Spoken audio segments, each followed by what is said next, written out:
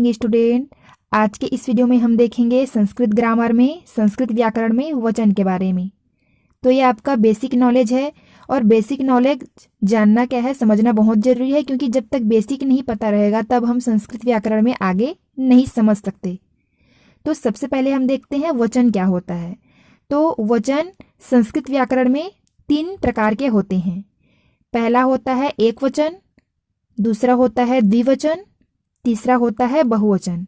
अगर मैं English grammar से कंपेयर करूं तो इंग्लिश ग्रामर में 2 टाइप्स के होते हैं, एक वचन और बहुवचन, जिसको बोला जाता है सिंगुलर और प्लूरल।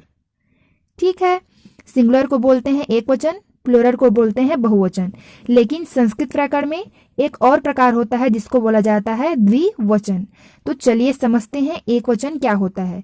तो एक वचन क्या होता है, जो हमको किसी एक वस्तु है ना का बोध कराता है या किसी एक व्यक्ति का बोध कराता है, समझ सकते हैं।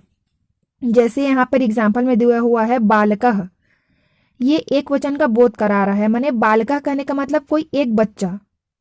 ठीक, मानवः यानी एक मानव, है ना, मानवः एक मनुष्य। वृक्षः यानी एक वृक्ष या पेड़, यानी किसी एक चीज का ये बोध करा रहा है, ज्ञान करा रहा है, तो ये हमारा क्या कहलाएगा, एक वचन कहलाएगा। अब बारी आती है द्विवचन की।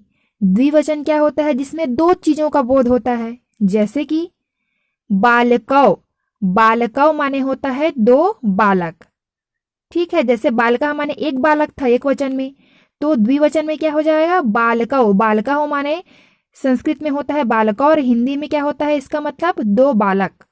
मानवौ यानी 2 मनुष्य।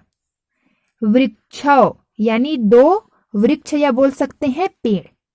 ठीक है, अब देखते हैं तीसरा बहुवचन।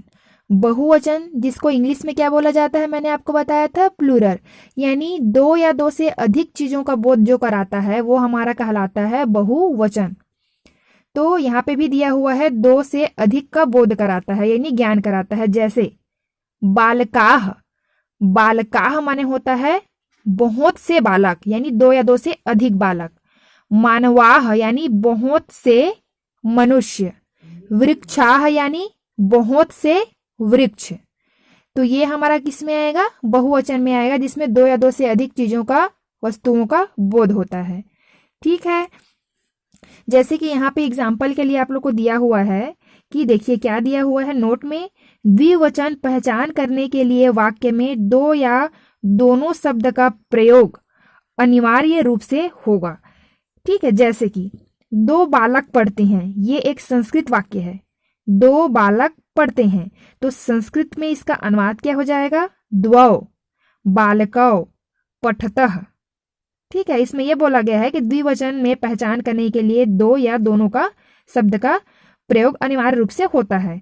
ठीक है, यानी जैसे कोई सेंटेंस दिया हुआ है तो हमको पहचानना है कि वो कौन से वचन में है, द्विवचन में है कि बहुवचन में है।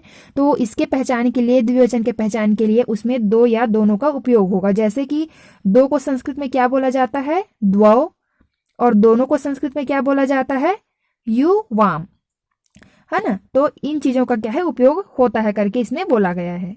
जैसे कि सेंटेंस में दिया है 2 बालक पढ़ते हैं, ये आपको दिया रहेगा द्वौ बालकौ पठतः संस्कृत में, तो आप जान जाओगे कि ये कौन से वचन में है, द्विवचन में है। ठीक है, और आप ये भी देख के जान सकते हो बालकौ माने क्या होता है, 2 बालक होते हैं, है ना।